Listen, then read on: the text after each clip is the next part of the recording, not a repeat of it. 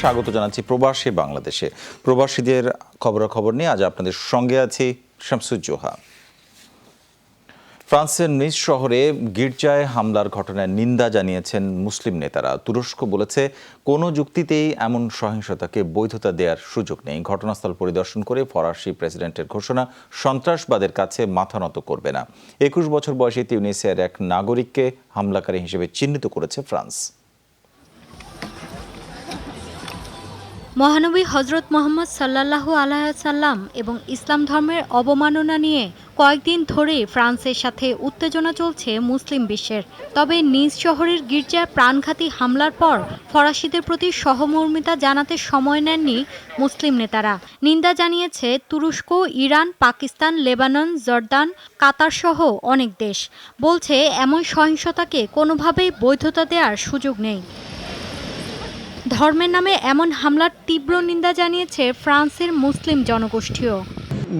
নিন্দা জানানোর ভাষা নেই আমাদের। মুসলিমদের ব্যবহার করে ফ্রান্সকে জিম্মি করার চেষ্টা চলছে। আমরা এই ফাঁদে পা দেব না। ধর্মের নামে এখানে যা হচ্ছে তাতে আমরা আতঙ্কিত। ফ্রান্সের অন্য সবার মতোই আমরা ক্ষুব্ধ। মানুষের জীবন খুব পবিত্র, খুব মূল্যবান। এভাবে সে জীবন কেড়ে নেওয়া মানা যায় না। সাম্প্রতিক বছরগুলোতে বেশ কয়েক দফা সন্ত্রাসী হামলার শিকার হয়েছে ফ্রান্স। উদ্ভুত পরিস্থিতিতে দেশজুড়ে মোতায়েন থাকা সেনা সংখ্যা বাড়িয়েছে দেশটি। জারি করা হয়েছে সর্বোচ্চ সতর্কতা। প্রেসিডেন্ট ম্যাক্রন জানিয়েছেন হামলা করে ফ্রান্সের নীতি বদলানো যাবে না। আবারও ইসলামপন্থী সন্ত্রাসী হামলায় আক্রান্ত হলো আমাদের দেশ।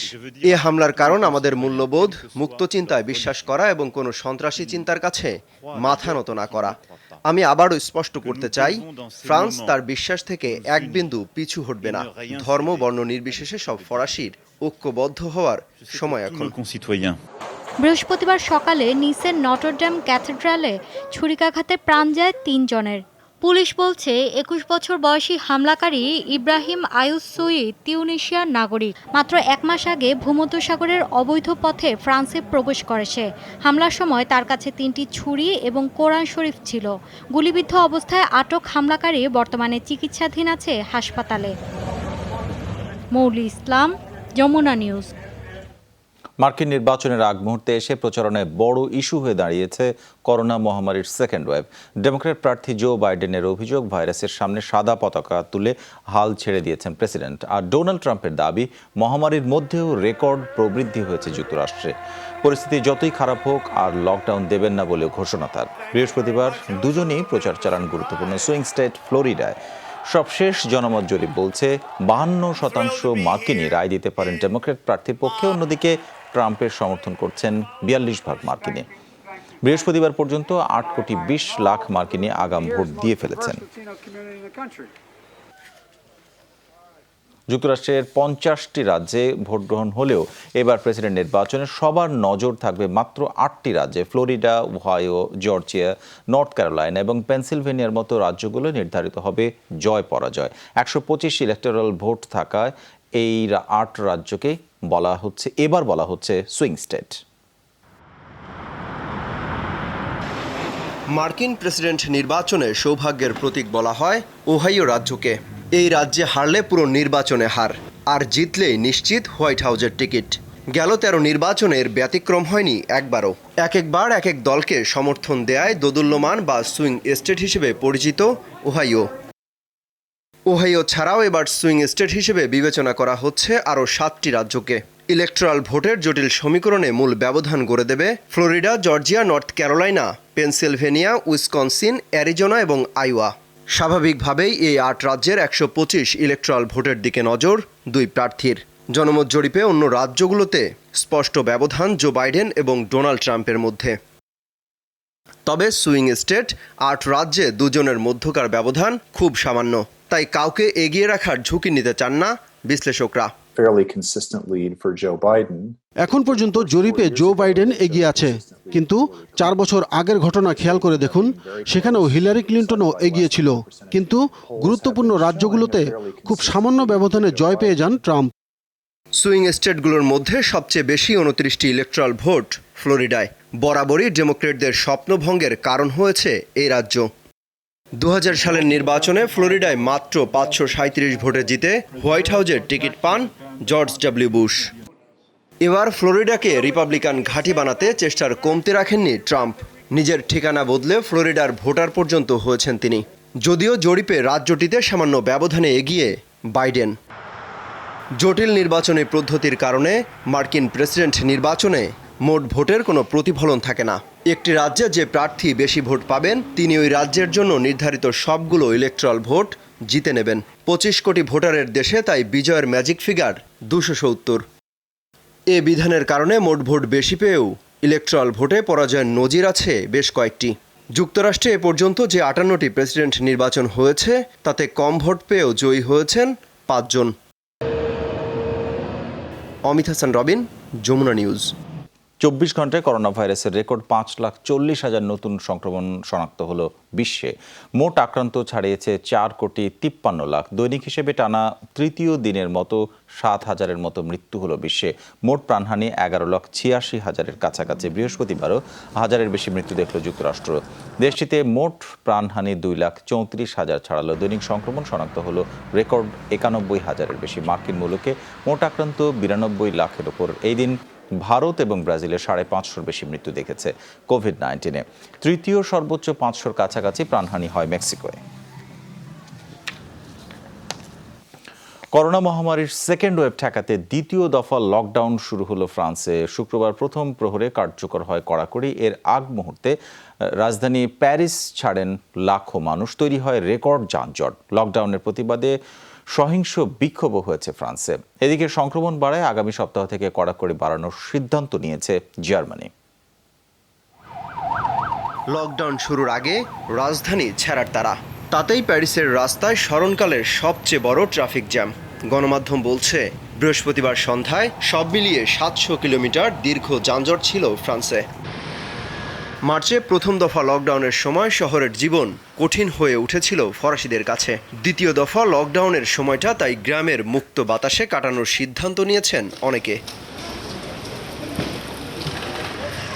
সংক্রমণ বাড়ায় ইউরোপের প্রথম দেশ হিসেবে বৃহস্পতিবার রাত থেকে দ্বিতীয় দফায় লকডাউনে গেছে ফ্রান্স। তার আগে শেষ মুহূর্তের উন্মাদনা দেখা গেছে অনেক ক্ষেত্রেই। প্রয়োজনীয় পণ্য কিনতে দোকানপাটে ভিড় জমায় মানুষ। অনেকে আবার লকডাউনের আগে শেষবারের মতো ডিনার পার্টি করেন হোটেল রেস্তোরাঁয়।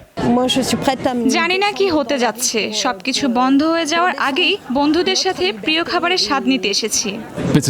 মধ্যরাত থেকে সব বন্ধ হয়ে গেছে।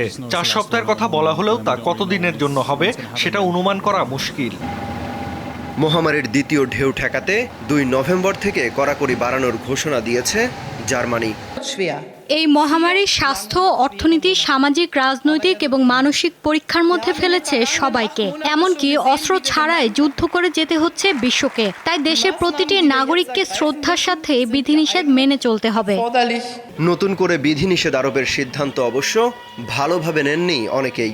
কড়াকড়ি আর লকডাউনের প্রতিবাদে সহিংস বিক্ষোভ হয়েছে সুইজারল্যান্ড, স্পেন, ফ্রান্স, ইতালি সহ বিভিন্ন দেশে। অমিত হাসান রবিন, যমুনা নিউজ।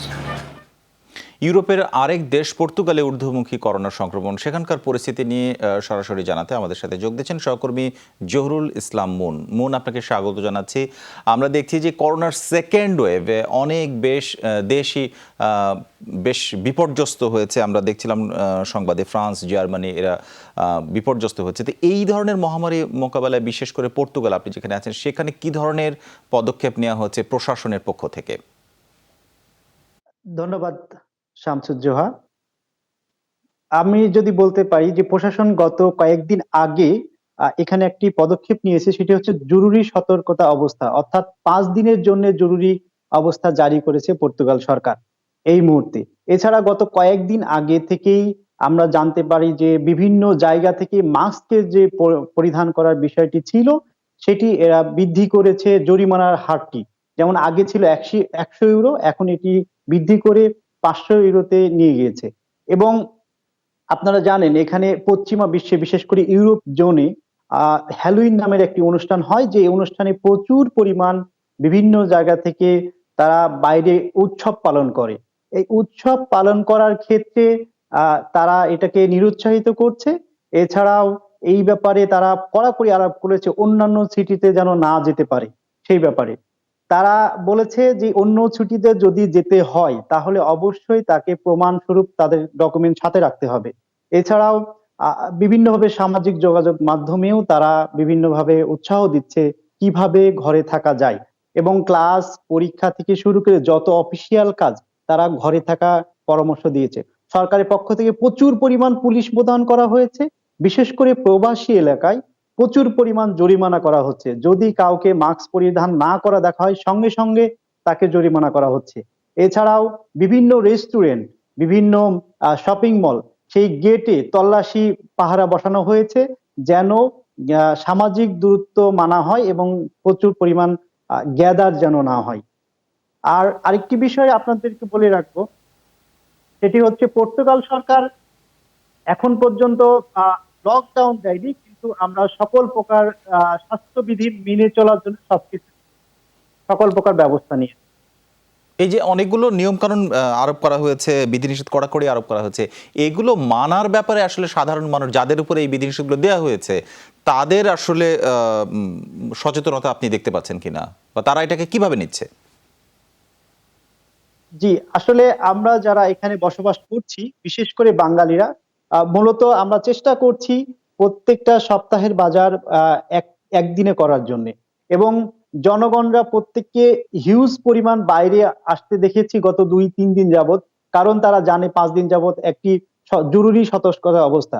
মানুষদের প্রবণতা আছে এখন প্রচুর পরিমাণে, তারা দোকানে যে পণ্যগুলো কিনবেন এবং বাসায় চলে যাবেন, তারা বাইরে থাকার জন্য উৎসাহিত করছে না। ইভেন গত 2 দিন অর্থাৎ গতকালকে আমরা যখন জরুরি সতর্ক অবস্থা তখন প্রচুর পরিমাণ লোক বিভিন্ন সিটিতে চলে গেছে নিজ সেফ হোমে, অর্থাৎ গ্রামের দিকে চলে গেছে। এই মুহূর্তে যারা লোক মানে সাধারণ জনগণ আছে তারা প্রচুর পরিমাণ হ্যান্ড স্যানিটাইজার ইউজ করছে, সামাজিক দূরত্ব মানার চেষ্টা করছে, কারণ আজকে 4656 জন এখানে আক্রান্ত হয়েছে এবং 40 জন মারা গেছে। তারা বুঝতে পারছে এই করোনার দ্বিতীয় ধাপে শুধু সামাজিক দূরত্ব মেনেই নয়, ঘরে থেকে এবং সকল কিছু মেনে চলেই আমাদের হয়তো এই সেকেন্ড ওয়েভ মোকাবেলা করা যেতে পারে, এরকম বিষয় আমাদের কাছে মনে হচ্ছে। নিশ্চয়ই সেটি। জহুরুল ইসলাম মুন, আপনাকে ধন্যবাদ। অনেকগুলো তথ্য আপনার কাছ থেকে আমরা জানলাম। সংযুক্ত আরব আমিরাতে পবিত্র ঈদ এ মিলাদুন্নবী পালন করেছে আবুধাবি বঙ্গবন্ধু পরিষদ কেন্দ্রীয় কমিটির উদ্যোগে। কমিটির সভাপতি ইফতেখার হোসেন বাবুলের সভাপতিত্বে সাধারণ সম্পাদক নাসির তালুকদারের পরিচালনার আয়োজনে নবী হজরত মোহাম্মদ সাল্লাল্লাহু আলাইহি সাল্লামের জীবন এবং আদর্শ নিয়ে আলোচনা করেন মাওলানা মমতাজ উদ্দিন। এ সময় উপস্থিত ছিলেন সহ সভাপতি শওকত আকবর, জমশেদ চৌধুরী, শেখ কামরুল ইসলাম, আবু তাহের সহ আরও অনেকে। বক্তারা বলেন, মানব জীবনে মহানবী সাল্লাল্লাহু আলাইহি সাল্লামের আদর্শ বাস্তবায়ন করা গেলে বিশ্বে শান্তি প্রতিষ্ঠা হবে। ফ্রান্সে বিশ্বনবী সাল্লাল্লাহু আলাইহি সাল্লামের ব্যঙ্গ কার্টুন প্রকাশের প্রতিবাদ জানান তারা। যুক্তরাজ্যেও পালিত হয়েছে পবিত্র ঈদ এ মিলাদুন্নবী। বার্মিংহাম লজেলসের বাংলাদেশি জামে মসজিদ অ্যান্ড ইসলামিক সেন্টারের উদ্যোগে আয়োজিত হয় ওয়াজ এবং দোয়া মাহফিল। সেখানে মহানবী সাল্লাল্লাহু আলাইহি ওয়াসাল্লামকে নিয়ে কটূক্তির প্রতিবাদ জানিয়েছেন মুসল্লিরা। মহানবী সাল্লাল্লাহু আলাইহি ওয়াসাল্লামের জীবনী আলোচনা এবং ইসলামকে শান্তি ধর্ম হিসেবে আখ্যা দিয়ে মুসলিমদের কোনো উস্কানিতে বিভ্রান্ত না হওয়ার আহ্বান জানিয়েছেন বক্তারা। মসজিদ পরিচালনা কমিটির চেয়ারম্যান আলহাজ আব্দুল গফুরের সভাপতিত্বে অনুষ্ঠানটি পরিচালনা করেন মসজিদের খতিব মাওলানা হুসাম উদ্দিন আল হুমায়দি। আলোচনায় আরও অংশ নেন কারি মোজাম্মেল আলী, হাজি হারুন মিয়া এবং আলহাজ আজির উদ্দিন আবদাল সহ আরও অনেকে। সবশেষ বিশ্ব মুসলিমের সুখ, সমৃদ্ধি এবং শান্তি কামনা করে অনুষ্ঠিত হয় বিশেষ দোয়া এবং মাহফিল। এই ছিল প্রবাসী বাংলাদেশের আয়োজনে। এতক্ষণ আমাদের সঙ্গে থাকার জন্য সবাইকে ধন্যবাদ।